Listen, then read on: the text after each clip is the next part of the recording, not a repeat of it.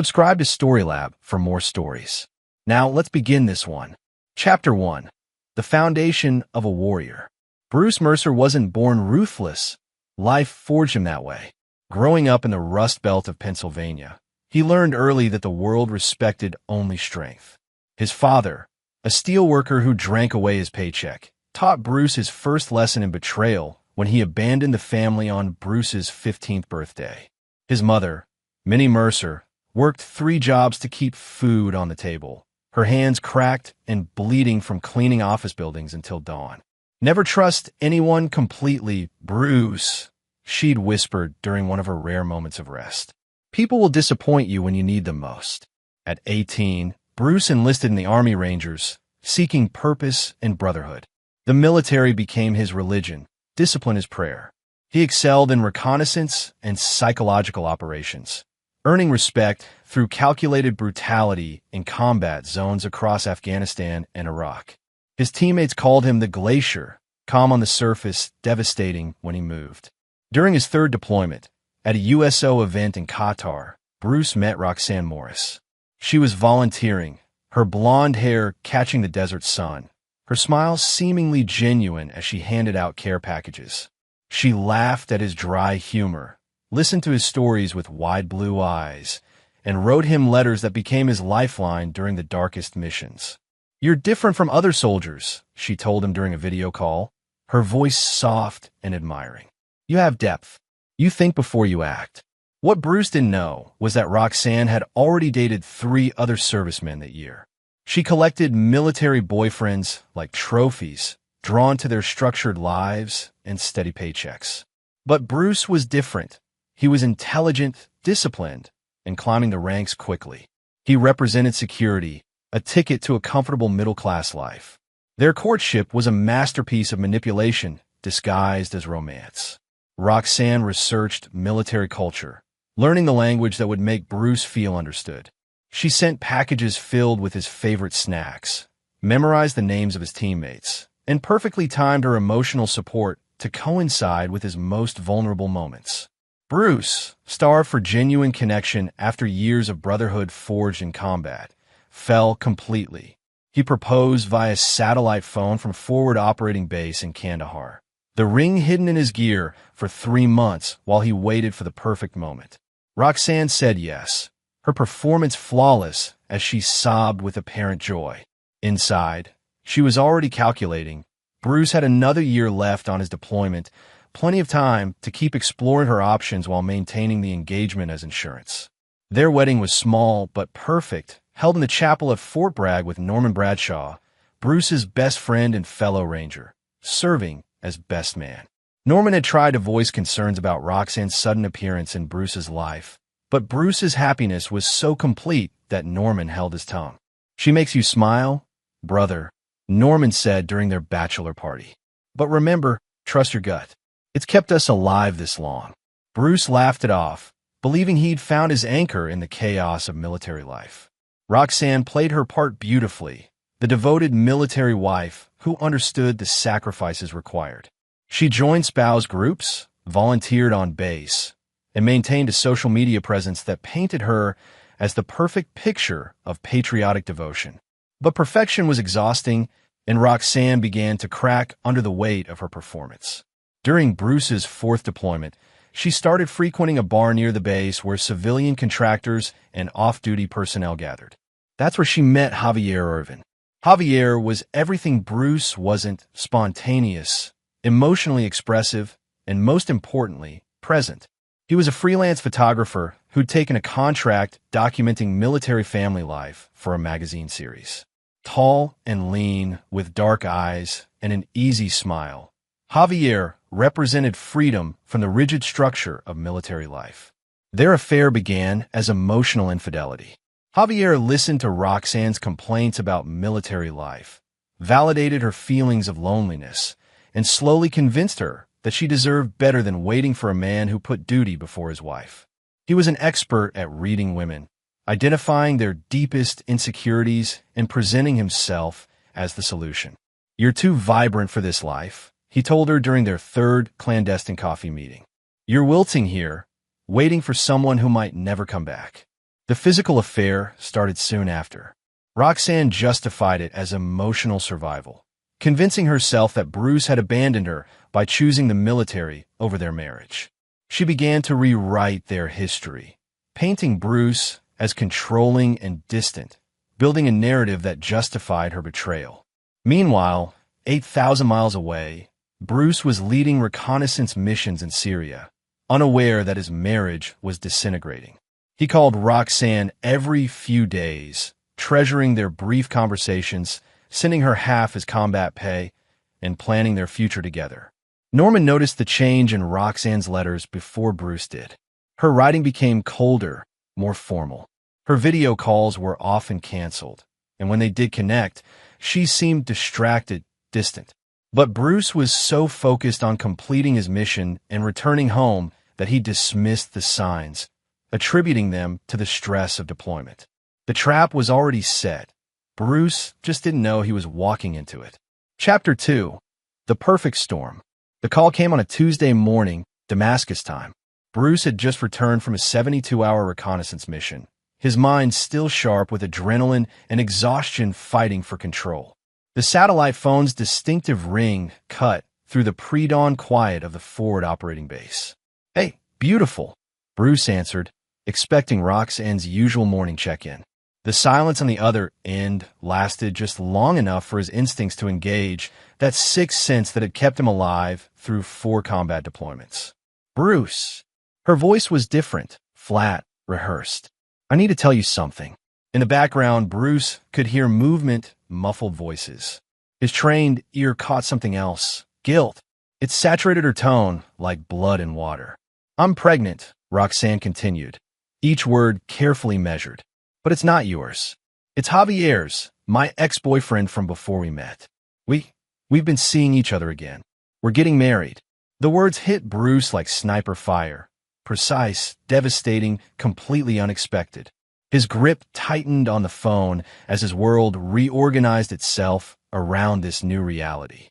Everything clicked into place. The distant calls, the canceled video chats, the subtle changes in her letters. "Bruce? Are you there?" He hung up. No words, no questions, no pleading. Bruce Mercer had been betrayed before, but never like this. Never by someone he'd trusted with his whole heart. His blood didn't just freeze, it crystallized into something harder, colder. Norman found him 20 minutes later, sitting in complete stillness, staring at the phone in his hands. "Brother, what happened?" Norman asked, recognizing the expression. He'd seen Bruce wear that exact look before eliminating high-value targets. "My wife is marrying someone else," Bruce said simply. "They're having a baby." Norman sat down heavily. He'd suspected something was wrong, but had hoped he was paranoid. "Jesus, Bruce. I'm sorry, man. What do you need?" Bruce looked at his oldest friend, his brother-in-arms who'd pulled him out of 3 different firefights and never once questioned an order. "I need emergency leave. For revenge." Norman should have talked him down, should have urged him to think rationally. Instead, he nodded. "I'll talk to Conrad." Master Sergeant Walter Conrad had been Bruce's mentor since basic training, a grizzled career soldier who'd fought in 3 wars and understood that some betrayals required blood to balance the scales. When Norman explained the situation, Conrad's weathered face hardened. "How long does he need?" Conrad asked. "As long as it takes," Norman replied. The paperwork was expedited through unofficial channels. Within 18 hours, Bruce was on a military transport to Germany, then a commercial flight to North Carolina.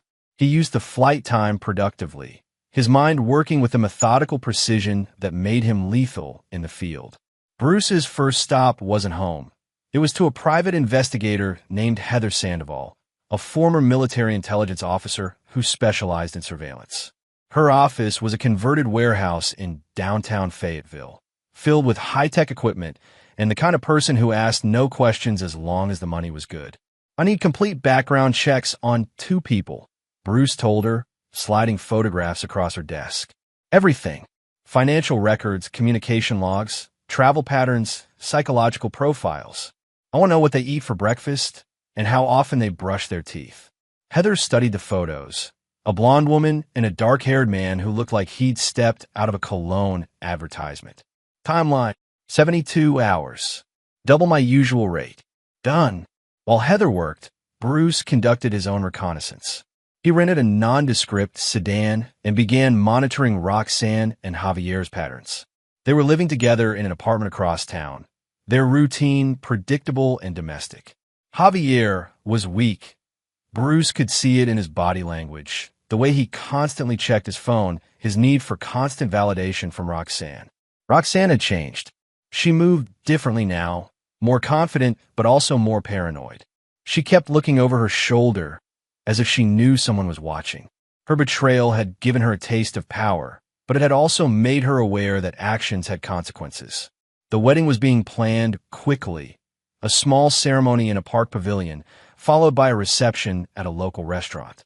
Only 30 guests, mostly Javier's photographer friends and Roxanne's acquaintances from a base. She hadn't invited any of Bruce's friends or family, effectively erasing their shared history. By Thursday, Heather had delivered the files. Bruce studied them in his hotel room, his analytical mind processing every detail. Javier Irvin was exactly what he appeared to be, a freelance photographer with delusions of artistic grandeur, living project to project, charming women to support his lifestyle. He had a sister, Celia Delgado, who managed a gallery in Atlanta and was funding his photography career. But it was Roxanne's file that provided the real revelation. This wasn't her first military husband. She'd been married before, to a Marine named Eddie Eldridge who died in a training accident just 18 months after their wedding. The insurance payout had been substantial, and Roxanne had spent it on a lifestyle upgrade before moving to Fort Bragg to find her next target. Bruce felt something inside him shift, like a gear clicking into place. Roxanne wasn't just a cheating wife. She was a predator who specialized in military men. He'd been her mark from the beginning, another uniform to manipulate and exploit. The wedding was Saturday afternoon. Bruce spent Friday preparing, his movements deliberate and methodical. He made phone calls to old contacts, arranging favors and calling in debts. By sunset, everything was in place. Saturday morning, Bruce positioned himself across the street from the park pavilion, watching through binoculars as the ceremony setup began. Roxanne looked beautiful in a simple white dress, the same one she'd worn to marry him, he realized with dark amusement. As the ceremony began, Bruce made a single phone call. "It's time," he said simply. The black van arrived just as Roxanne threw her bouquet, the timing perfect and devastating. 3 men in dark suits emerged, moving with professional efficiency. They weren't gentle. Javier's scream was cut short as a hood went over his head. The guests scattered in panic as he was dragged into the van, his expensive camera equipment scattered across the pavilion floor. Roxanne's face found Bruce across the street, her eyes wide with terror and recognition. She screamed the words that would haunt her dreams. "What did you do?" Bruce smiled, his expression cold as winter steel. This was just the beginning. Chapter 3: The Art of Psychological Warfare.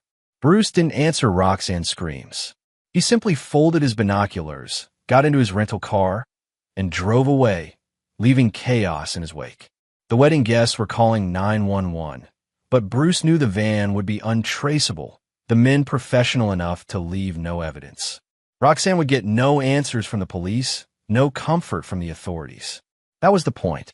Phase 1 of Bruce's revenge was psychological warfare, a skill he'd mastered in Syria, where breaking an enemy's mind was more valuable than taking their life. Javier's disappearance would consume Roxanne's thoughts, poison her sleep, and slowly drive her toward madness. By Sunday morning, Bruce had established a command center in a rented house on the outskirts of town. Norman had arrived from overseas, officially on leave, but actually serving as Bruce's second-in-command. Together, they monitored Roxanne's every move through a network of cameras and listening devices that Heather Sandoval had installed. "She's called the police 6 times since yesterday," Norman reported, reviewing the surveillance logs. Filed a missing person report, contacted the FBI, even called the local news stations. Bruce studied the monitors showing Roxanne pacing frantically through her apartment. She hadn't slept, hadn't eaten, and was slowly unraveling. What about Javier's sister? Celia Delgado flew in from Atlanta this morning. She's staying at the Marriott downtown, hired her own private investigator. Norman paused the video feed. She's not going to give up easily. Good, Bruce said, while Roxanne spiraled into panic. Bruce was methodically dismantling the foundation of her life. He'd hacked into her email accounts, social media profiles, and financial records, skills acquired during advanced reconnaissance training. Every secret she'd hidden, every lie she'd told, every manipulation she'd orchestrated was now his to weaponize. The first strike came Monday morning. Roxanne's commanding officer at the base family support group received an anonymous package containing photographs of her affair, detailed records of her previous marriage and insurance fraud, and evidence of her targeting military spouses for financial gain. By noon, she was banned from all base activities and under investigation by military police. The second strike targeted her finances. Bruce discovered that Roxanne had been forging his signature to access his military savings account. With a few carefully placed calls to his bank's fraud department and military financial services, all joint accounts were frozen and Roxanne was flagged for identity theft. But it was the third strike that truly broke her. Tuesday evening, Roxanne received a package at her apartment.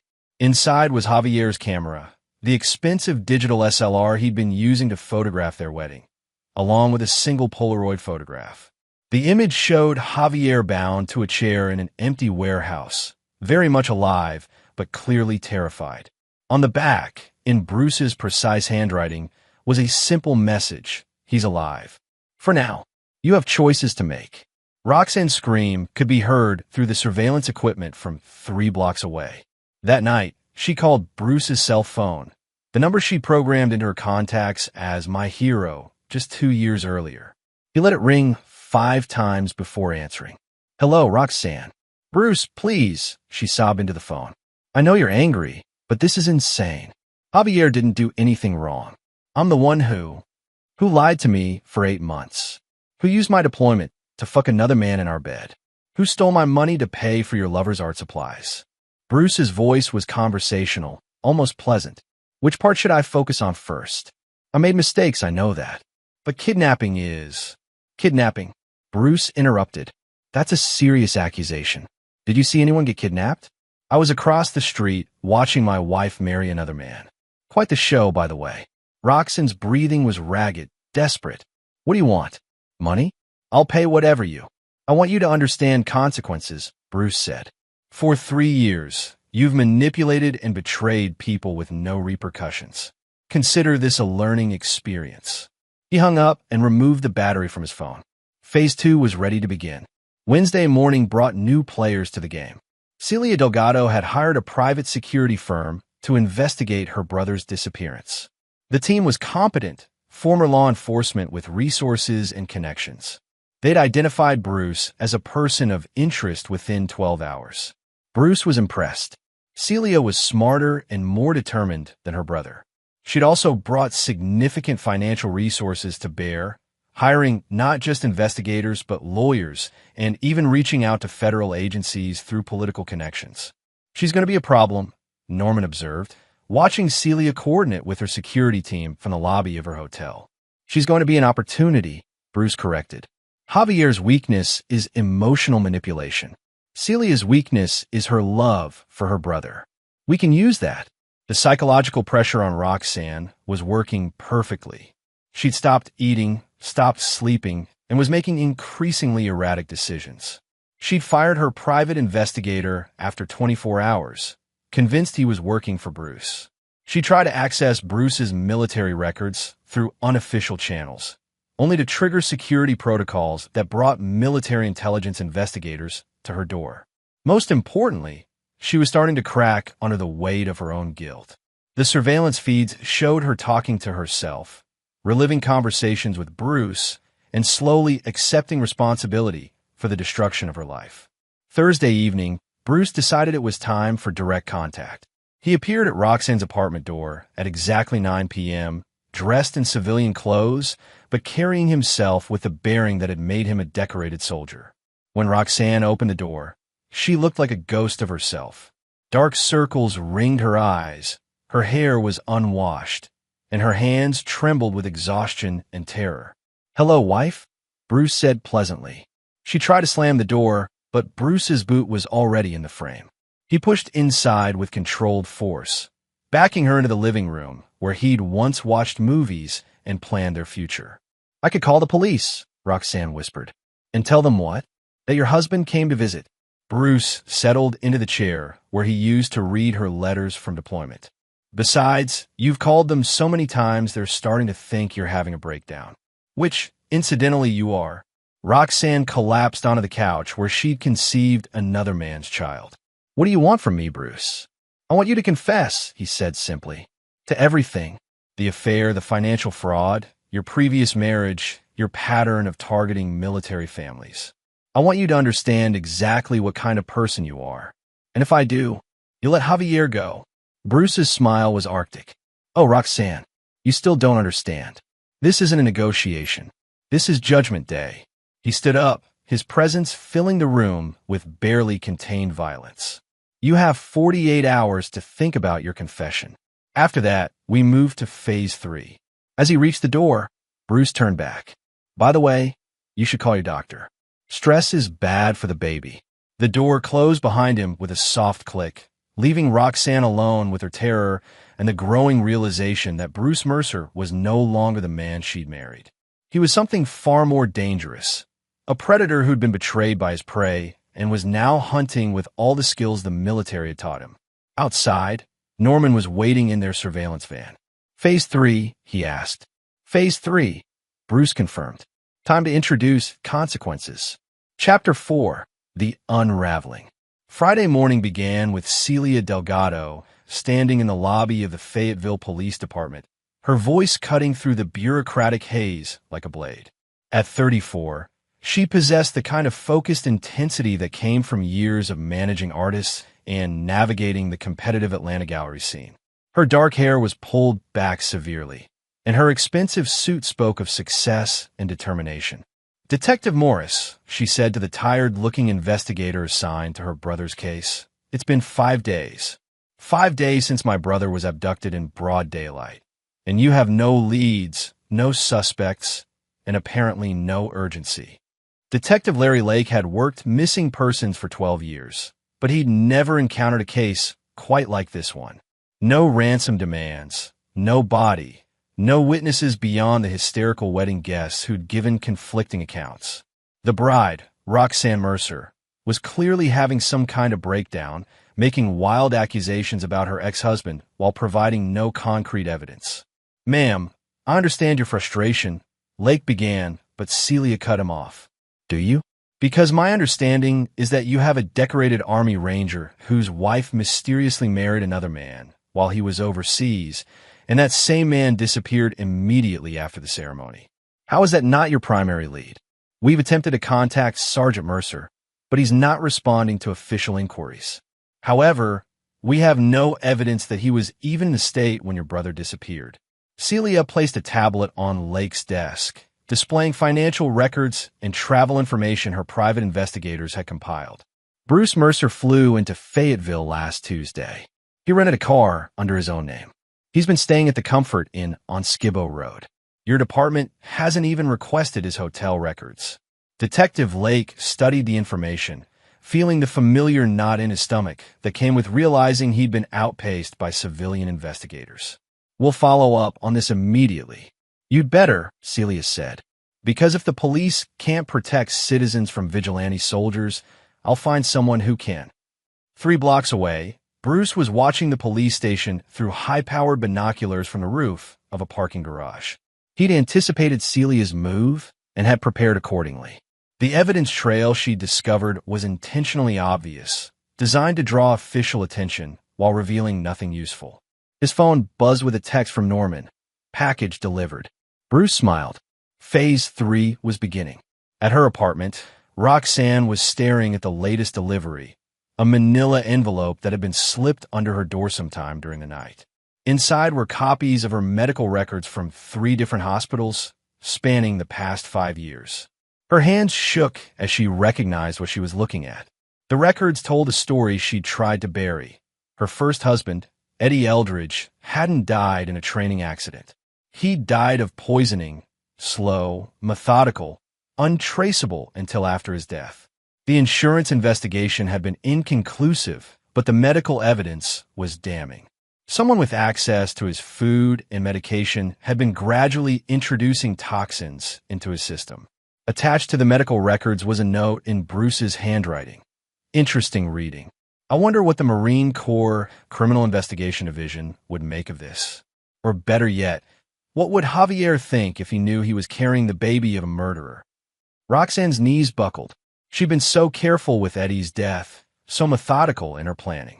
The toxins were industrial chemicals, easily acquired and nearly impossible to detect without specifically testing for them.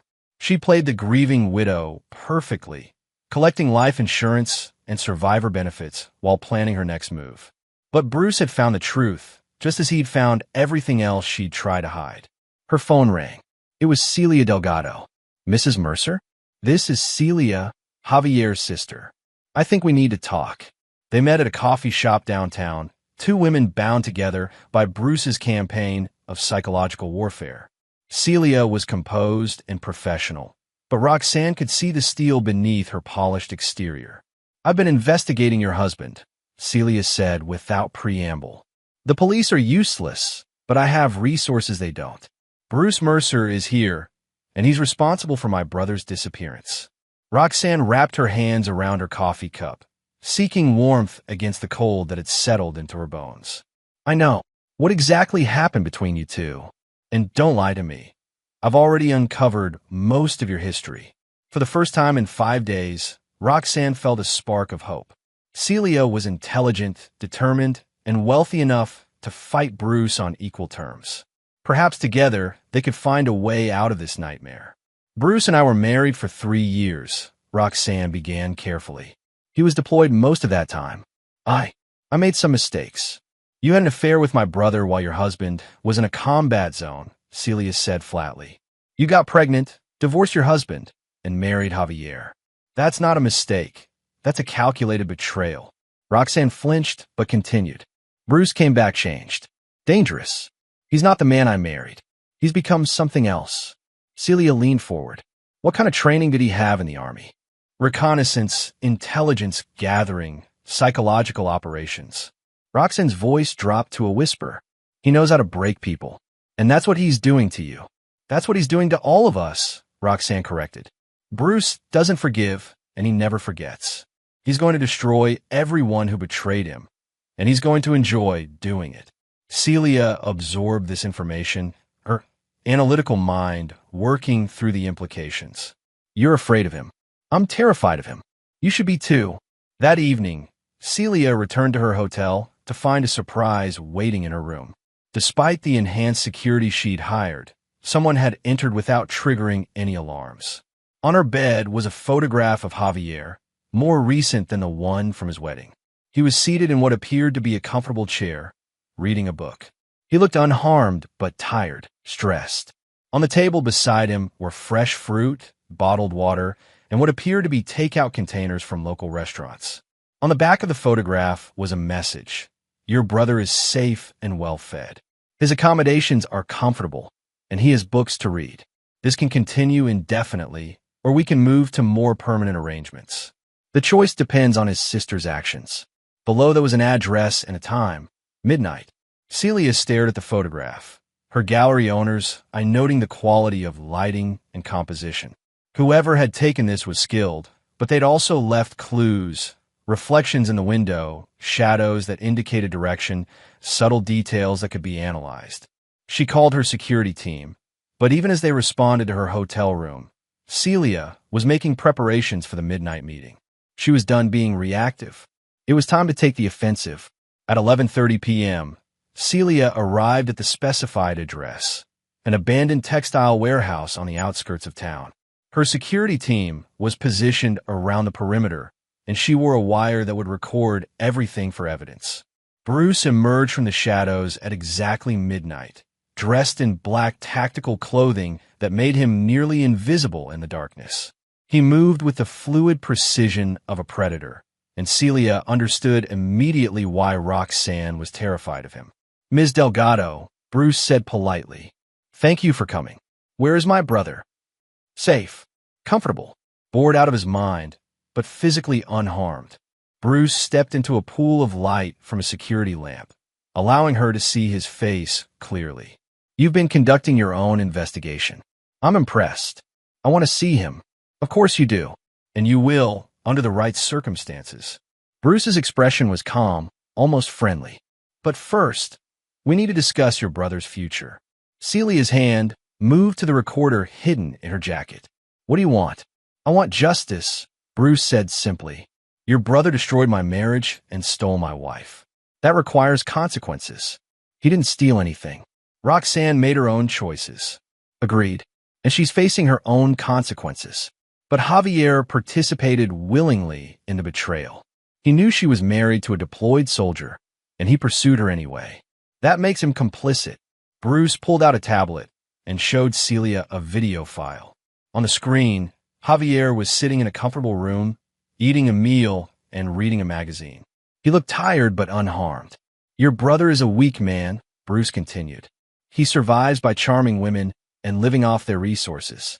He's a parasite, and like all parasites, he's adapted to avoid consequences. But adaptation only works until you encounter a natural predator."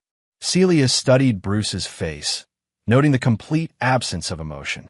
This wasn't anger or revenge. This was something colder, more calculating. "What do you want me to do?" she asked. Bruce smiled, and for the first time, Celia understood why Roxanne was having a breakdown. "I want you to choose," he said. Chapter 5. The Price of Loyalty. Celia's blood ran cold as Bruce's words hung in the night air. The abandoned warehouse around them felt like a theater stage, and she was being forced into a role she'd never auditioned for. "Choose what?" she asked, though part of her already knew the answer would change everything. Bruce activated the tablet again, revealing a split screen. On one side, Javier sat in his comfortable prison, unaware he was being watched. On the other side was live footage of a woman Celia didn't recognize, middle-aged, Hispanic, working the night shift at what appeared to be a medical facility. "That's Dr. Margarita Lowe," Bruce explained with clinical precision. "She works at Atlanta General Hospital, where she's been embezzling medications for the past 18 months. Specifically, she's been stealing morphine and selling it to dealers who've been responsible for 7 overdose deaths in the past year." Celia's trained eye caught the timestamp on the surveillance footage. It was happening now, in real time. "What does this have to do with my brother?" "Dr. Lowe is your brother's supplier," Bruce continued. "Not for drugs, for something far more valuable. She's been providing him with prescription medications that he's been using to photograph his subjects in compromising positions. Rohypnol, specifically." The words hit Celia like a physical blow. "You're lying." Bruce swiped to another screen, showing dozens of photographs. Young women at gallery openings, art shows, and private sessions, all with the glazed, unfocused look of chemical incapacitation. In each photo, Javier's watermark was visible in the corner. "Your brother isn't just a photographer," Bruce said. "He's a predator. He's been drugging women and photographing them for years, building a collection of compromising images that he uses for blackmail and sexual leverage." Celia's knees nearly buckled. She defended galleries that featured edgy photography, had argued for artistic freedom even when the content was controversial. But this was different. This was predation disguised as art. "The women in these photographs," Bruce continued, "include the daughters of 3 prominent Atlanta businessmen, 2 local politicians, and a federal judge. Your brother has been extorting money and favors from their families for over 3 years." The tablet showed financial records, bank transfers, and correspondence that painted a picture of systematic exploitation. Javier hadn't just been surviving as a struggling artist. He'd been running a sophisticated blackmail operation. "Now," Bruce said, his voice taking on the tone of a patient teacher, "you have a choice to make. You can continue defending your brother, knowing what kind of man he truly is. Or you can walk away and let justice take its course." Celia's mind raced through the implications. If this evidence was accurate, and Bruce's previous intelligence had been flawlessly correct, then Javier wasn't the victim she'd believed him to be. He was a predator who'd spent years perfecting his techniques. Even if this is true, she said finally, you can't just take the law into your own hands. Can't I? Bruce asked. Your brother drugged and photographed the daughter of federal judge Isaac Lyons last month. She was 17 years old. Do you think Judge Lyons would prefer to handle this through official channels, or would he appreciate a more direct approach? The threat was clear.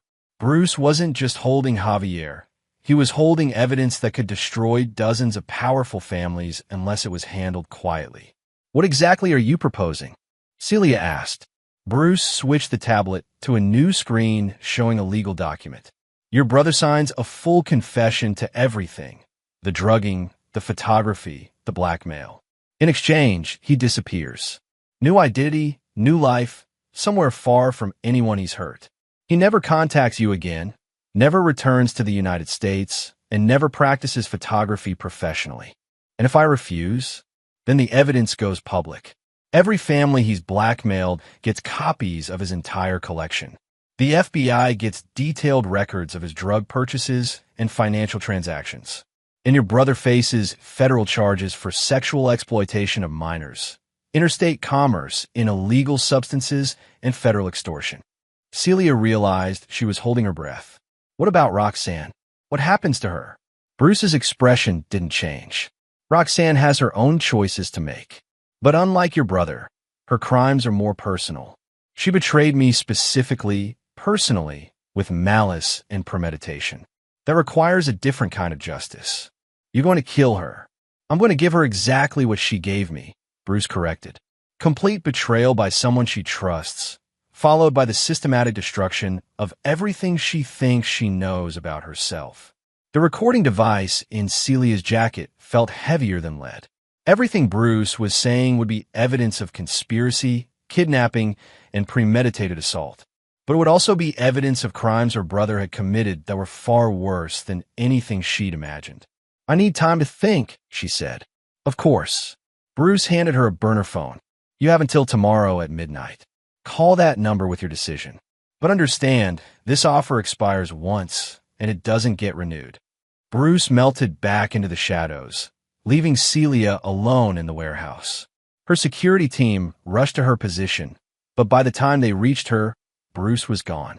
Back at her hotel, Celia dismissed her security team and sat in darkness, staring at the evidence on Bruce's tablet. She'd spent her adult life supporting artists, believing in creative expression and the complexity of human nature. But the photographs on that screen weren't art. They were documentation of assault. She called her own private investigator, a former FBI agent named Omar McCormick, who specialized in background verification for high-stakes gallery purchases. Omar, I need you to verify some information for me, she said when he answered. It's about my brother. Celia, it's 2 a.m. What kind of information? The kind that could destroy both our careers if it's true. 6 hours later, Omar called back with confirmation that made Celia's stomach turn. Not only was Bruce's evidence accurate, but Omar had uncovered additional victims, women who'd been too scared or too compromised to report what had happened to them. Celia, Omar said carefully, I've known you for 8 years. You're one of the most ethical people I've ever worked with. But your brother, he's not who you think he is. Celia made her decision. At 11:45 p.m. the following night, she dialed the number Bruce had given her. I accept your terms, she said when he answered. But I have conditions of my own. I'm listening. The women he photographed, they get copies of everything he has. Every image, every document, every piece of evidence they need to protect themselves. And they get financial compensation from his assets. Agreed. And I want to see him one last time. To say goodbye. There was a pause. That could be arranged. But understand, after tonight, your brother ceases to exist. Celia Delgado will have no family named Javier, no brother who was a photographer, no connection to any of this. I understand. An hour later, Celia stood in a warehouse across town, watching as Javier signed documents that would erase his existence and confess to crimes that would haunt his victims' families forever. When he looked up at her with confused, pleading eyes, Celia felt her heart break and hardened simultaneously. "I loved you," she told him. "But I loved who I thought you were, not who you actually are." She turned and walked away, never looking back. Behind her, Bruce began making arrangements for Javier's new life, if it could be called a life at all. Chapter 6. The Mirror's Edge. By Sunday morning, Roxanne had stopped pretending she was in control. The medical records about Eddie's death lay scattered across her kitchen table like tarot cards predicting doom, and she'd finally accepted that Bruce had been planning this revenge for longer than she'd realized. The morning brought a new horror, a knock at her door at exactly 7 a.m. When Roxanne peered through the peephole, she saw a woman she didn't recognize. Middle-aged, professional, carrying a briefcase that screamed federal authority. "Mrs. Mercer? I'm Agent Beth Lutz with the Marine Corps Criminal Investigation Division. I'd like to ask you some questions about your first husband, Eddie Eldridge." Roxanne's hand shook as she unlocked the door. Agent Lutz was exactly what Bruce had warned her about, the long arm of military justice, reaching across time to drag her past into the light. "May I come in?" Lutz asked, though it wasn't really a question. Agent Lutz settled into the same chair where Bruce had sat 3 days earlier, her sharp eyes cataloging every detail of the apartment. She opened her briefcase and removed a file thick enough to represent months of investigation. "We've reopened the investigation into Sergeant Eldridge's death," Lutz began. "New evidence has come to light suggesting his death wasn't accidental." Roxanne felt the walls closing in. "I don't understand. Eddie died in a training accident. That was the official finding." "The official finding was inconclusive," Lutz corrected.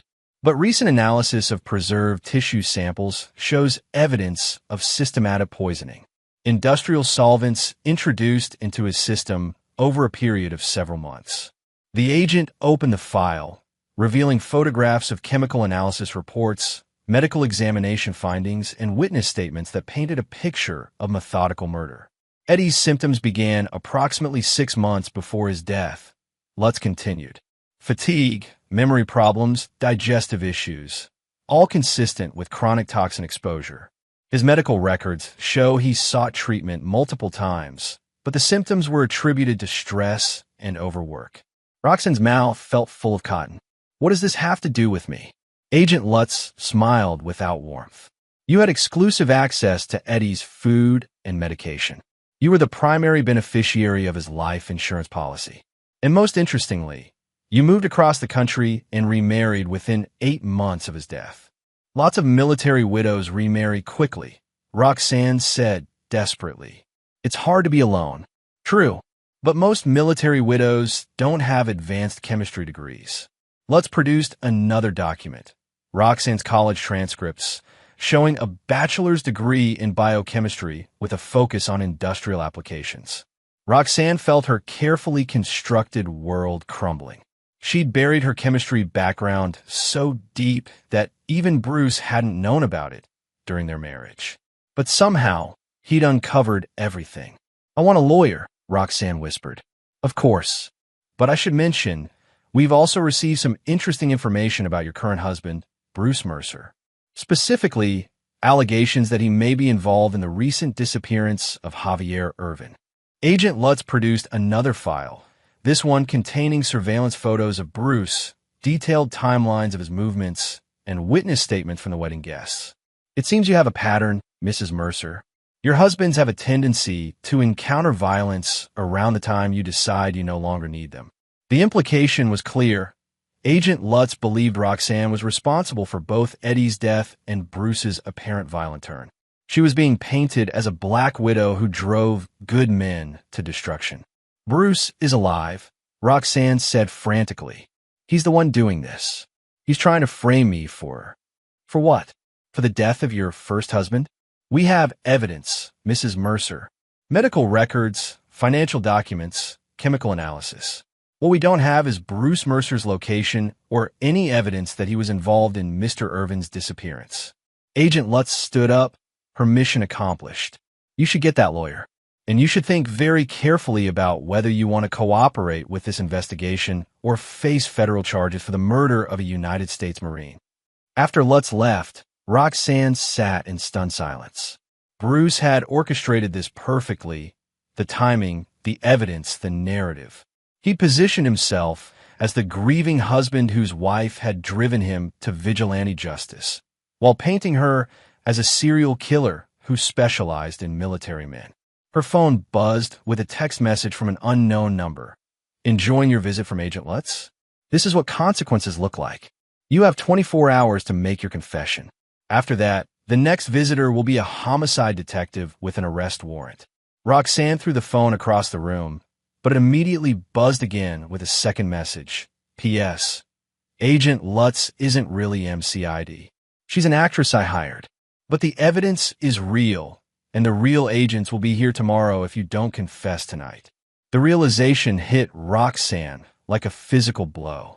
Bruce had staged the entire encounter, complete with fake credentials and manufactured evidence. But the underlying facts were real.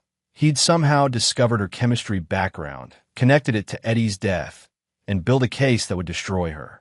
That evening, Roxanne made a decision that would have been unthinkable a week earlier. She drove to the police station and asked to speak with Detective Lake about her husband's disappearance. "Mrs. Mercer," Lake said when she was shown into his office, "I was hoping you'd come in. We have some questions about your husband's whereabouts." "I know where he is," Roxanne said, "and I know what he's doing. But I need protection before I tell you anything." Lake leaned forward. "Protection from what?" "From Bruce. He's not the man everyone thinks he is. He's dangerous, and he's been planning this revenge for months. Maybe years." For the next 3 hours, Roxanne told Detective Lake everything. The affair, the pregnancy, the systematic campaign of psychological warfare, and Bruce's threats about Eddie's death. She held nothing back, confessing to adultery, financial fraud, and emotional manipulation. But when Lake asked about Eddie Eldridge, Roxanne made a choice that surprised even herself.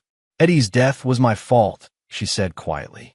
"Not because I killed him, but because I didn't love him enough to be faithful.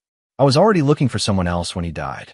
Bruce discovered that, and he's using it to make me look like a murderer." Detective Lake studied her carefully. "Are you saying you didn't poison your first husband?" "I'm saying Bruce is a master manipulator who knows how to make guilty people look like monsters. I'm guilty of being a terrible wife, but I'm not a killer." Lake closed his notebook. "Mrs. Mercer, I'm going to be honest with you.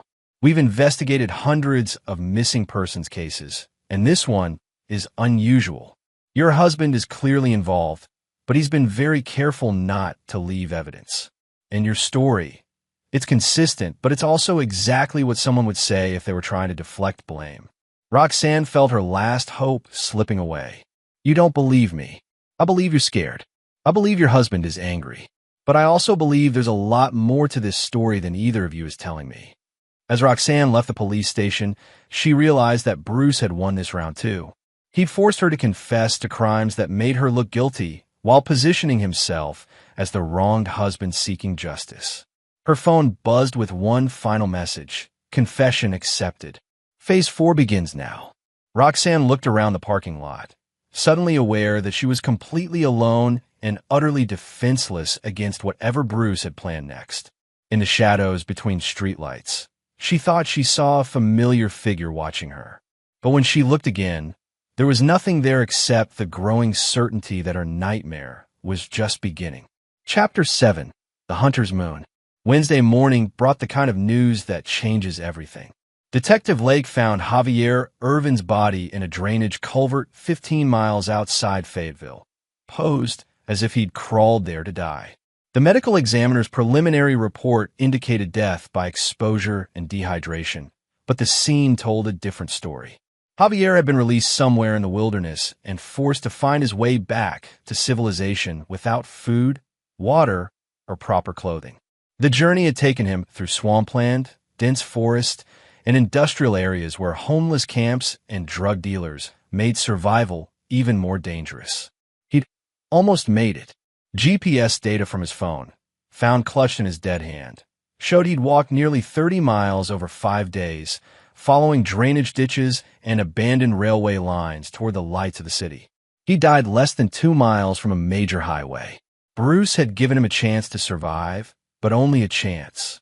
No guarantees, no safety net, just the same brutal mathematics of natural selection that governed every battlefield Bruce had ever fought on. The discovery triggered a massive police response. Detective Lake coordinated with federal agencies, military police, and the state crime lab to process what was now officially a homicide scene. The timing was perfect. Bruce had orchestrated Javier's death to occur just as Roxanne's psychological breakdown reached its peak. Celia Delgado flew back from Atlanta to identify the body and arrange funeral services. She met with Detective Lake privately, providing him with the evidence Bruce had shown her about Javier's criminal activities. "I need to ask you directly, Ms. Delgado," Lake said after reviewing the files. "Did you know about your brother's extracurricular activities?" Celia's composure never wavered. "I suspected Javier was involved with questionable people, but I had no idea about the scope of his crimes. When I learned the truth, I made the decision to protect his victims rather than shield him from consequences." "And you believe Bruce Mercer was responsible for his death?" "I believe Bruce Mercer is a predator who used my brother's crimes as justification for murder. But I also believe my brother victimized women who deserve justice. The world is complicated, detective.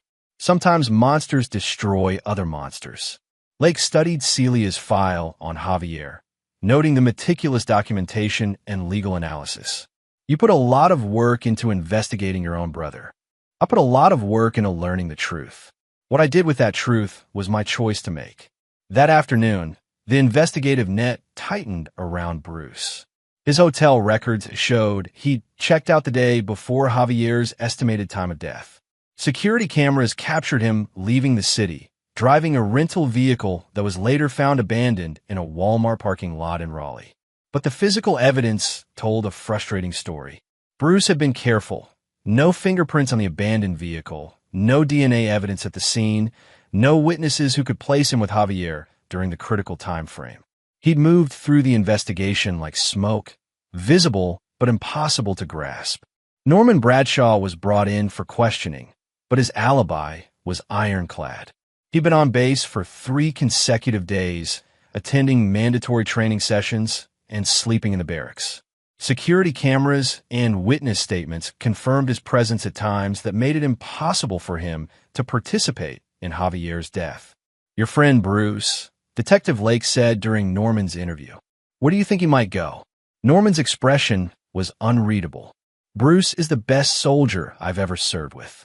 If he doesn't want to be found, you won't find him. But if you're looking for him, you should ask yourself why. A man is dead. A lot of men are dead," Norman replied. "Some of them deserved it. Some of them didn't. Bruce knows the difference." Lake leaned forward. "Are you saying Javier Irvin deserved to die?" "I'm saying if Bruce killed him, he had a reason. Bruce doesn't waste ammunition on targets that don't matter." While the police investigation intensified, Roxanne was falling apart in real time. The discovery of Javier's body confirmed her worst fears about Bruce's capabilities, but it also triggered a wave of guilt that surprised her with its intensity. She'd never loved Javier. He'd been an escape from the reality of military life, a validation of her attractiveness, a rebellion against Bruce's absence. But she'd also been carrying his child, and now their baby would grow up knowing its father had died because of choices Roxanne had made. The media attention was merciless. Local news crews camped outside her apartment, broadcasting live updates about the military love triangle murder. Social media exploded with speculation, amateur detective work, and judgmental commentary about military wives who betrayed their deployed husbands. Roxanne found herself cast as the villain in a story that painted Bruce as the wronged hero driven to vigilante justice. The narrative was compelling and simple. Loyal soldier discovers wife's betrayal, snaps under pressure, delivers frontier justice to the homewrecker. But Roxanne knew Bruce better than the media did. This wasn't a crime of passion or a psychological break. This was a carefully planned campaign of destruction, and Javier's death was just the opening move. Thursday evening, Bruce made his next appearance. Roxanne was leaving her lawyer's office. She'd finally hired representation, though she suspected it was too late, when Bruce fell in a step beside her on the sidewalk. He was dressed casually, wearing sunglasses despite the evening light, and carried himself with the relaxed confidence of a man taking a pleasant walk. "Hello, Roxanne." She stopped walking, her heart hammering against her ribs. "People can see us." "I certainly hope so," Bruce said pleasantly. "I'm a concerned husband checking on my pregnant wife during a difficult time." Very appropriate behavior. Roxanne looked around desperately.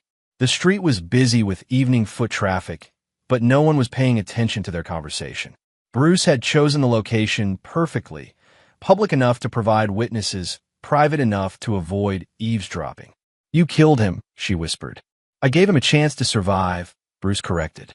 "Better odds than he gave his victims." Javier was weak, physically and mentally. He made poor choices under pressure. Natural selection. He was going to be the father of my child. Bruce's expression didn't change. "No, he wasn't. That child will never know its father existed. You're going to raise it alone, wondering every day whether I'm watching, whether I'm planning something, whether its father's crimes will surface and destroy your carefully rebuilt life." Roxanne felt tears starting. "What do you want from me, Bruce?" "I want you to understand consequences," he said, echoing their earlier conversation. "For 3 years, you manipulated people without thinking about the price they'd pay. Now you're paying that price yourself." Bruce handed her a manila envelope. Inside are the real medical records from Eddie Eldridge's death. The actual autopsy results, not the forgeries I showed you earlier. Eddie died in a training accident, exactly as originally reported. He wasn't poisoned. Roxanne stared at the envelope, not understanding. "I made you confess to a murder you didn't commit," Bruce continued. "I convinced you that you were a killer, made you believe you were capable of murdering someone you'd promised to love. How does it feel to have someone rewrite your history? To have your own memories questioned?" The psychological manipulation was so complete, so devastating, that Roxanne nearly collapsed on the sidewalk. Bruce had convinced her she was a murderer by presenting fake evidence and exploiting her guilt about being an unfaithful wife. "The chemistry degree was real," Bruce said. "The timeline was real. Your financial motives were real. The only thing I fabricated was Eddie's cause of death. But you believed it completely because you knew you were capable of betrayal. I just convinced you that betrayal could escalate to murder." Roxanne understood now why Bruce was considered so dangerous in psychological operations. He didn't break people with torture or violence. He broke them by forcing them to confront the worst possibilities about themselves. "This is what you did to me," Bruce said quietly. "You made me question everything I believed about love, loyalty, and trust. You convinced me that 3 years of marriage was a lie, that everything I thought I knew about you was manipulation. Now you know how that feels." Bruce started to walk away, then turned back for one final comment. "Phase 5 begins tomorrow," he said. "I suggest you use tonight to say goodbye to the person you used to be." As Bruce disappeared into the evening crowd, Roxanne opened the envelope with shaking hands. The real autopsy report confirmed everything he'd said. Eddie had died in a legitimate training accident, killed by equipment failure and human error. She confessed to a murder that never happened, convinced herself she was capable of killing someone she'd actually cared about, and spent 4 days believing she was a sociopathic predator. But the most terrifying realization was still to come. If Bruce could manipulate her this completely about the past, what was he planning to make her believe about the future? Chapter 8. The Perfect Storm. Friday morning brought chaos disguised as justice. Federal agents surrounded Roxanne's apartment building at 6 a.m., their black SUVs and tactical gear transforming the quiet residential street into a war zone. Detective Lake supervised the operation, but his expression suggested he was as surprised by the timing as everyone else. The warrant was comprehensive: financial records, computer equipment, personal documents, and anything related to either of Roxanne's marriages. The agents moved through her life with methodical precision, cataloging evidence of a conspiracy that was becoming larger and more complex by the hour. Agent Beth Lutz, the real one this time, led the financial investigation team. Her preliminary analysis revealed a pattern of behavior that painted Roxanne as a sophisticated predator who specialized in military targets. Mrs. Mercer, Agent Lutz said as Roxanne watched her life being packed into evidence boxes. "We have documentation showing that you've been in contact with 6 different military wives over the past 2 years, providing advice on divorce procedures and asset protection strategies." Roxanne's lawyer, a sharp-eyed woman named Louise Wyatt, immediately intervened. "My client has the right to maintain friendships and offer emotional support to other military spouses." Emotional support? Agent Lutz produced a file thick with printed emails and text messages, or coaching them on how to extract maximum financial benefit from divorce proceedings while their husbands are deployed. The evidence was damning. Roxanne had indeed been corresponding with other military wives, sharing strategies for asset protection, recommending lawyers who specialized in military divorce, and providing detailed advice on timing separations to maximize financial advantages. What had started as informal support among military spouses had evolved into something that looked suspiciously like a conspiracy to defraud deployed servicemen. The pattern was clear. Identify unhappy military wives, provide them with sophisticated legal and financial advice, then help them execute divorce strategies designed to maximize their financial outcomes. "We're calling it the dependent network," Agent Lutz explained to Detective Lake privately. "Roxanne Mercer appears to be at the center of a group that's been systematically exploiting military divorce laws and deployment cycles." Lake reviewed the evidence, noting the careful documentation and strategic thinking involved. "How much money are we talking about?" Conservative estimate: $3.7 million in fraudulent asset transfers over 18 months. Alimony, child support, and property settlements that were negotiated using inside information and coordinated legal strategies. But as the federal investigation expanded, something unexpected emerged. The deeper agents dug into the dependent network, the more evidence they found of Bruce's involvement. Computer forensics revealed that many of the strategic documents had been created on devices that traced back to IP addresses Bruce had accessed during his deployments. The sophisticated legal advice hadn't come from Roxanne. It had come from Bruce himself, working through encrypted communications and anonymous file sharing services. "Son of a bitch," Detective Lake muttered as the pattern became clear. "He's been running both sides of this operation." Agent Lutz spread the evidence across her temporary command center, revealing the scope of Bruce's psychological warfare campaign. Bruce Mercer has been feeding his wife information and legal strategies, helping her build a network of military wives planning to divorce their deployed husbands. Why would he do that? Because it gave him everything he needed to destroy her completely when the time was right. He's been documenting her activities, recording her conversations, and building a federal case against her while simultaneously enabling her crimes. The realization was staggering. Bruce hadn't just discovered Roxanne's betrayal. He'd been orchestrating it for years, feeding her information and opportunities that would eventually be used to destroy her. Every piece of advice she'd given other wives, every strategy she'd recommended, every dollar that had been fraudulently transferred could be traced back to Bruce's careful manipulation. Detective Lake contacted the military prosecutor's office, realizing that this case had implications far beyond a simple love triangle murder. "We're looking at systematic fraud, conspiracy charges, and potential espionage violations. This guy has been running a long-term intelligence operation against his own wife." Meanwhile, Roxanne was being processed through the federal detention system, facing charges that could result in decades in prison. The irony wasn't lost on her.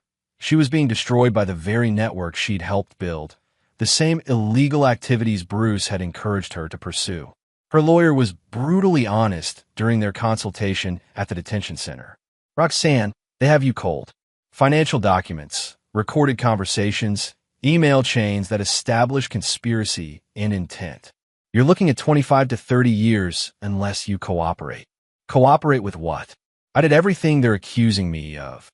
"You did everything Bruce Mercer convinced you to do," Louise corrected. "The question is whether you were a willing conspirator or a manipulated victim." That afternoon, Celia Delgado requested a private meeting with Detective Lake. She arrived at the police station carrying a briefcase that contained the final pieces of Bruce's puzzle. "Detective, I need to show you something," she said, producing a recording device. This is from my last conversation with Bruce Mercer before my brother's death. The recording was devastating. Bruce's voice was clear and calm as he explained his long-term strategy, his psychological manipulation techniques, and his ultimate goals for revenge. But the most damning revelation was his admission that he'd been planning Roxanne's destruction since the early days of their marriage. "I knew what kind of person she was within 6 months," Bruce's voice said through the speakers. "I just gave her opportunities to prove it.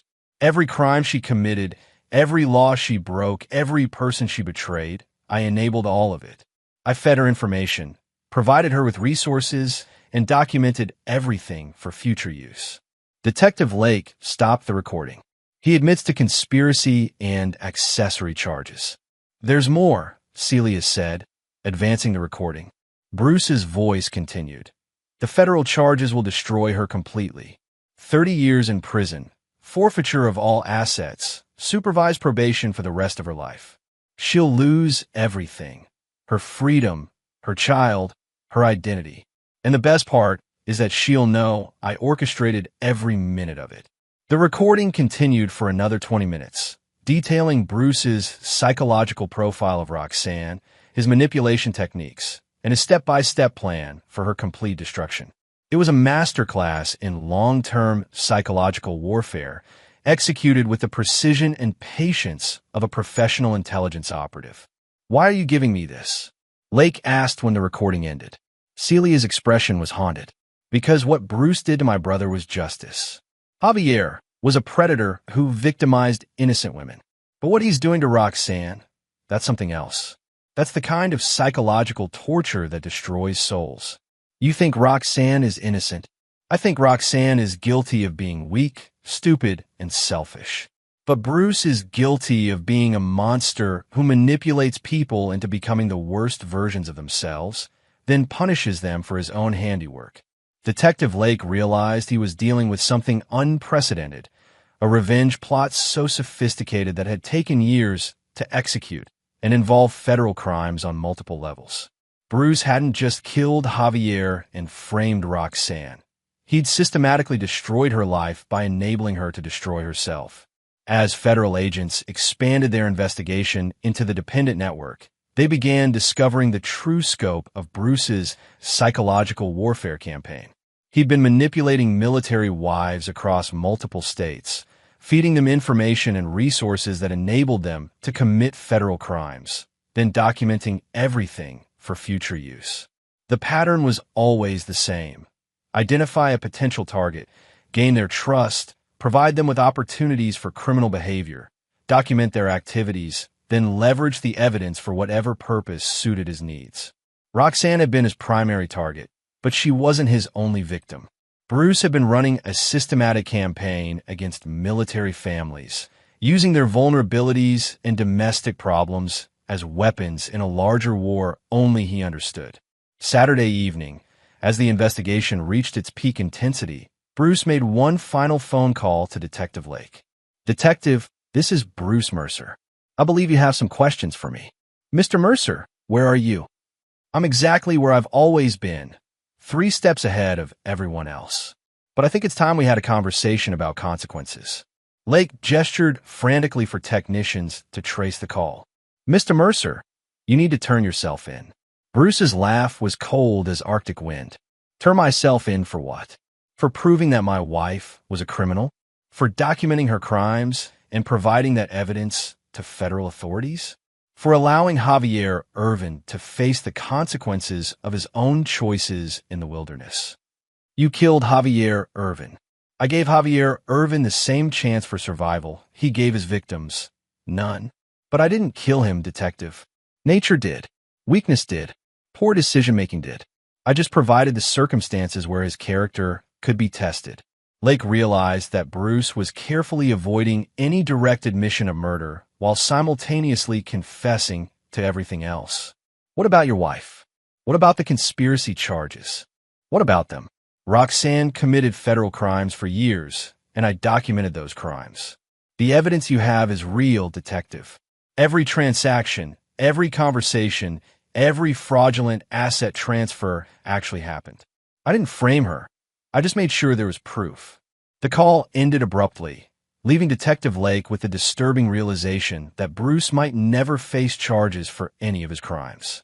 He'd been too careful, too clever, and too patient to leave evidence that would support criminal prosecution. But as the weekend progressed, federal agents made a discovery that changed everything. Bruce's real target hadn't been Javier or Roxanne. It had been the entire military justice system itself.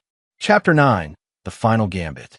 Sunday morning brought a revelation that made every federal agent involved in the case question everything they thought they understood about Bruce Mercer.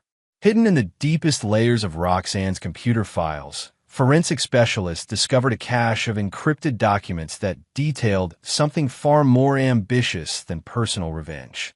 Agent Beth Lutz called an emergency briefing at 6 a.m., assembling every law enforcement agency involved in the investigation.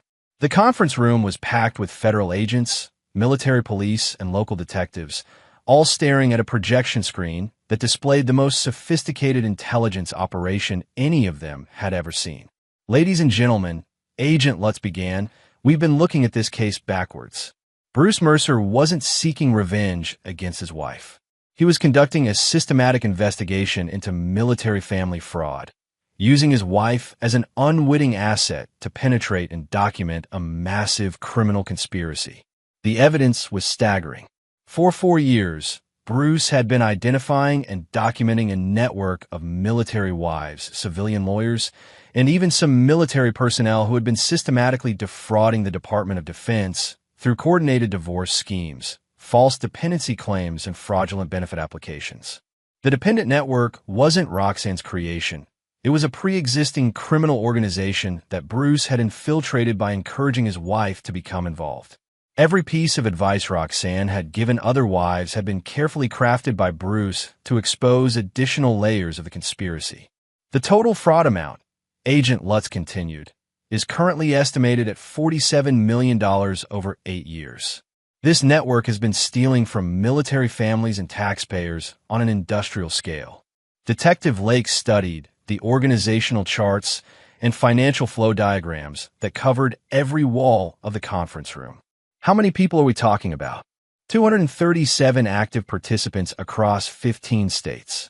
Lawyers, accountants, military personnel, and family members. They've been running coordinated schemes that exploit deployment cycles, emergency custody laws, and military benefit systems. But the most shocking revelation was still to come. Agent Lutz activated a new presentation that showed Bruce's true role in the investigation. Bruce Mercer has been working undercover for military intelligence for the past 5 years, she announced. This entire operation, including his marriage to Roxanne, was part of a deep cover investigation into military family fraud. The room erupted in stunned silence. Every agent present had been chasing a man they believed to be a rogue soldier seeking personal revenge, only to discover he was actually conducting an authorized intelligence operation. The psychological pressure he placed on his wife, the documentation of her criminal activities, even the staging of Javier Irvin's death, all of it was designed to force the criminal network into the open where it could be documented and prosecuted. Detective Lake felt his understanding of the case completely reorganize itself. Javier Irvin is still alive. Javier Irvin is in federal protective custody, providing detailed testimony about the blackmail and extortion network he was operating. His death was staged to create urgency and force other network participants to communicate in ways that could be monitored and recorded. Agent Lutz displayed surveillance photos showing Javier alive and well in a federal safe house, cooperating with investigators as part of a plea agreement that would send him to prison for 15 years instead of life. The psychological warfare Bruce conducted against his wife wasn't personal revenge. It was designed to break her psychologically, so she would provide complete cooperation with federal investigators. Every pressure point he applied was calculated to force her to reveal information about the larger conspiracy. The scope of Bruce's operation was breathtaking. He'd spent 5 years building a false identity as a devoted husband, gaining his wife's trust, and encouraging her to become deeply involved in criminal activities that would eventually expose an entire criminal network. Where is Bruce now?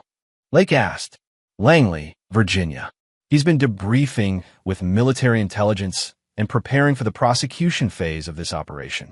He'll be testifying before a grand jury next week. Monday morning, Roxanne was transferred from federal detention to a secure conference room where she was finally told the truth about her husband and her marriage. Agent Lutz conducted the debriefing personally, accompanied by military prosecutors and federal defenders who would be handling her case. Mrs. Mercer, Agent Lutz began, I need to explain some things about your husband that you don't understand. Roxanne looked exhausted, broken by 4 days of federal detention and the psychological pressure of facing 30 years in prison. What's left to understand? Bruce destroyed my life because I cheated on him. Bruce destroyed your life because you were participating in a criminal conspiracy that was stealing from military families and taxpayers. The affair with Javier Irvin was just the trigger he used to initiate the final phase of his investigation. Agent Lutz spent the next 2 hours walking Roxanne through the evidence of her own crimes, the scope of the dependent network, and Bruce's role as an undercover intelligence operative. The financial documents, recorded conversations, and email chains painted a picture of systematic fraud that had been going on for years. Every piece of advice he gave other wives came from Bruce, Agent Lutz explained. He was feeding you information specifically designed to help you document and expand the criminal network. You were an intelligence asset, not a wife. Roxanne's world collapsed completely as she understood the scope of her manipulation. Her marriage had been a professional assignment. Her husband's love had been a performance designed to gain her trust and exploit her weaknesses. Even their intimate moments had been calculated to advance his intelligence objectives. The affairs you had before Bruce, with other military men, those were documented too. Bruce identified you as a potential asset because of your pattern of targeting military personnel for financial gain. You were recruited because you were already a criminal. The psychological destruction was complete. Roxanne realized that nothing about her adult life had been real. Every relationship, every emotion, every decision had been manipulated by intelligence operatives who saw her as a tool to be used and discarded. What happens to me now? She whispered. That depends on your level of cooperation, Agent Lutz replied. You can testify against the other network participants and serve 8 to 12 years in federal prison, or you can maintain your innocence and serve 25 to 30 years. Tuesday afternoon, Bruce Mercer appeared before a federal grand jury to present the evidence he'd been gathering for 5 years. He was dressed in his military uniform, decorated with ribbons and medals that reflected years of distinguished service in multiple combat zones. The grand jury foreman, a retired military officer himself, listened intently as Bruce detailed his infiltration of the dependent network, his psychological manipulation of key participants, and his systematic documentation of federal crimes totaling nearly $50 million. Sergeant Mercer, the foreman said when Bruce finished his presentation, did you at any time develop genuine feelings for your wife during this undercover operation? Bruce considered the question carefully. Sir, the operational parameters required me to maintain emotional distance while simulating genuine attachment. Whether those simulated emotions became real is something I've been ordered not to examine too closely. And the child your wife is carrying? DNA analysis confirms that the child is not biologically mine. It's the result of an extramarital affair that was part of her criminal pattern. The child will be placed in protective custody and adopted through appropriate channels. After Bruce's testimony, the grand jury voted to indict 237 individuals on federal conspiracy charges related to military fraud. The indictments would result in the largest prosecution of military family fraud in U.S. history. Wednesday morning, Detective Lake received his final briefing on the case. Agent Lutz walked him through the resolution of every aspect of the investigation, from Javier's cooperation agreement to Roxanne's expected plea bargain. What about Bruce? Lake asked. What happens to him now? Sergeant Mercer will be receiving a commendation for exceptional service and will be promoted to Master Sergeant. He's being transferred to a new assignment where his unique skills can be utilized for similar operations. Similar operations? You mean there are other cases like this? Agent Lutz smiled grimly. Detective, military family fraud is a multi-billion-dollar problem. There are dozens of criminal networks operating across the country, and they all require the same kind of long-term infiltration and documentation that Bruce provided in this case. So he'll do this again? Marry another criminal and destroy her life. He'll do whatever his country requires him to do. That's what makes him valuable. Lake left the federal building with a profound sense of unease. He'd spent his career believing in justice, but what he'd witnessed in the Mercer case felt more like psychological warfare than law enforcement. Thursday morning, Roxanne pled guilty to conspiracy, fraud, and racketeering charges in federal court. She was sentenced to 12 years in federal prison, forfeiture of all assets, and supervised probation for the remainder of her life. As the bailiff led her away in shackles, Roxanne turned for one last look at the courtroom. In the back row, barely visible, sat Bruce Mercer in civilian clothes. He watched her with the same calm expression he'd worn throughout their marriage, giving no indication of emotion or satisfaction. Their eyes met for a moment, and Roxanne finally understood what Bruce had been trying to teach her all along. Consequences were the only truth that mattered, and justice was just another word for the price that had to be paid. Bruce nodded once, a gesture of professional acknowledgement between adversaries, then stood and walked out of her life forever. 3 months later, Master Sergeant Bruce Mercer reported to his new assignment in Colorado, where military intelligence had identified another criminal network that required infiltration and documentation. His cover identity was already prepared, a recently divorced soldier looking for love and a fresh start. The cycle would begin again, because there were always predators who thought they could exploit military families without facing consequences. Bruce Mercer's job was to prove them wrong, one marriage at a time. In his final report on the dependent network case, Bruce wrote, "Justice delayed is justice denied, but justice delivered with precision and patience is justice perfected. The enemy's greatest weakness is their belief that good people won't become monsters to protect what matters. They're wrong." The report was classified at the highest levels, but its conclusions would influence military intelligence operations for decades to come. Sometimes the only way to fight monsters was to become something more ruthless, more patient, and more absolute than they were. Bruce Mercer had learned that lesson well, and he would never forget it. Neither would his enemies. This is where our story comes to an end. Share your thoughts in the comments section. Thanks for your precious time. If you enjoyed this story, then please make sure you subscribe to this channel. That would help me a lot. Click on the video you see on the screen, and I will see you there.